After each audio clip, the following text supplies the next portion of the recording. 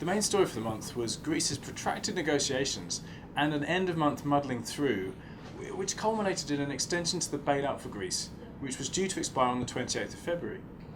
Indeed, towards the end of the month, fears over a Greek exit from the Eurozone, had largely dissipated, but this was because of an 11th-hour deal agreed between the Greeks and the European institutions as Greece submitted a somewhat vague list of reforms that it will commit to undertaking over the coming months in exchange for a 4-month extension to the programme.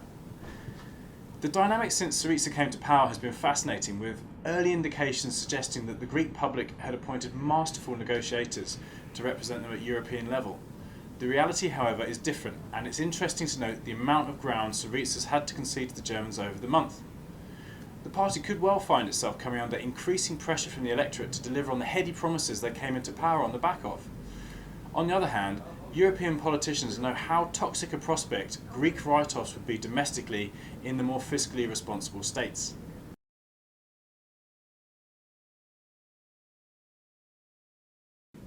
We've seen mixed economic data over the month, with some positive news out of the US and Europe, but a continuation of the recent unimpressive data from China.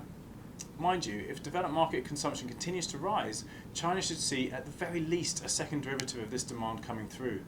We've seen positive news from Japan as it moved out of recession in the fourth quarter of last year, and oil moved above $60 per barrel in the last month for the first time since December last year.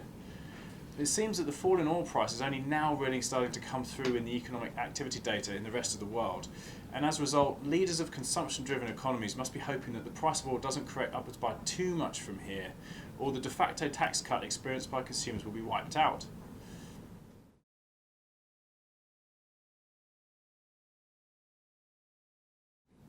The global equity market responded well to the positive news, with global markets adding 5.9% in US dollar terms to continue an impressive start to the year. Continental Europe, often the recent epicenter for negative sentiment, also performed well, with a gain of 6.9% in euro terms.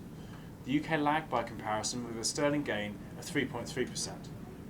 Contrary to recent performance, the pound actually gained against the dollar, and as a result, the UK's returns got a tailwind from the revaluation of sterling when reported in US dollars.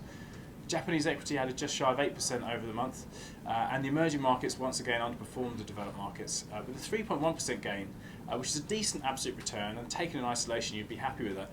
But the protracted underperformance experienced by emerging markets over recent months, and the magnitude of developed market gains, one might have hoped for more on the back of that. Emerging Europe fared well, in fact, with gains just shy of 10%.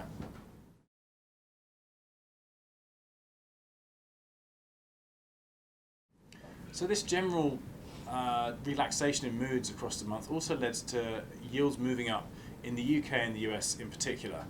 These two markets returned -1.8 and -4.4% in their respective local currencies on the heels of a strong January.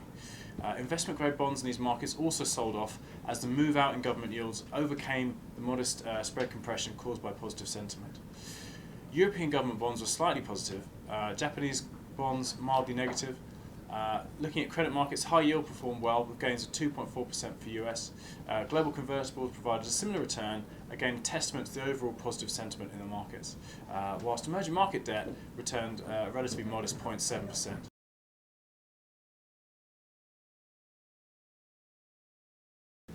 Commodities enjoyed some strength, with oil up just shy of 20%, a move which, if sustained, will likely feed back into inflation data as time progresses.